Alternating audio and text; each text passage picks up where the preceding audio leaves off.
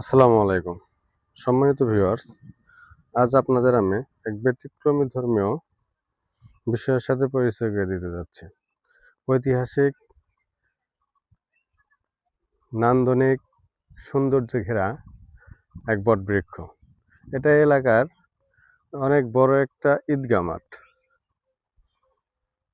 এই ঈদগাহ মাঠ এই পুরো কয়েক গ্রাম, অন্তত ৫-৭টা গ্রাম জুড়ে অনেক বড় ঐতিহ্যের একটা চিহ্ন। এটা শুধু একটি ঈদগাহ মাঠ না, এটা এলাকার ঐতিহ্য, এলাকার অনেক পপুলারিটি ঐতিহ্যকে বহন করে।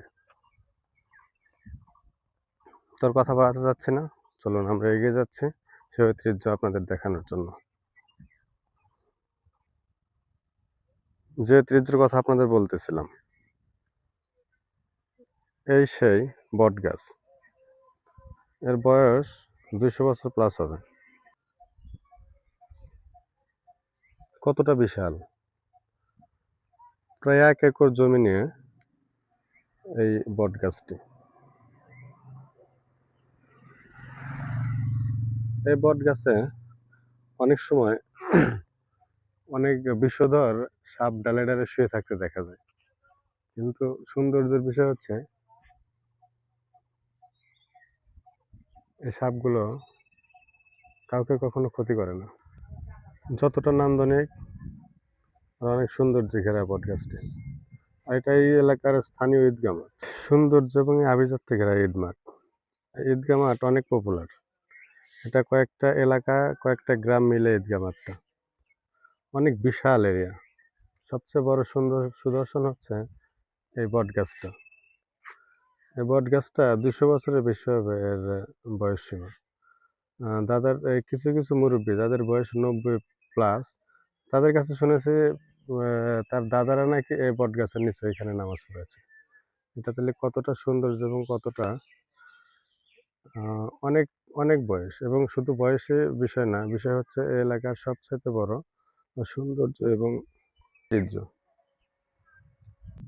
এখানে অলৌকিক ঘটনা এবং সৌন্দর্য হচ্ছে এই গাছের সাথে অলৌকিকভাবে মহান সৃষ্টিকর্তা আল্লাহর নাম লেখা আছে, যেটা প্রাকৃতিকভাবে হয়েছে। আশ্চর্য এবং নিদর্শন সৌন্দর্য। চলুন আপনাদের দেখাই সেই সৌন্দর্য বিষয়টা।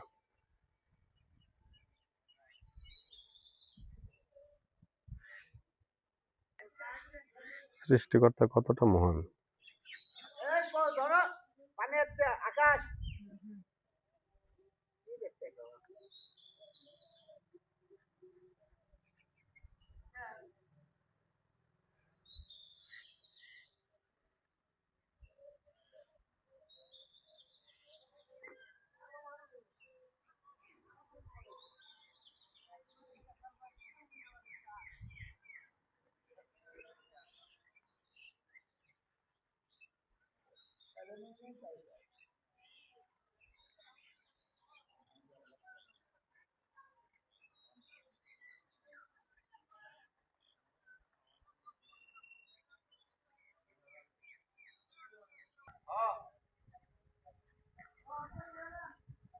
তো বন্ধুরা, আজকে পর্যন্ত চলে যাচ্ছে আপনাদের মাঝ থেকে।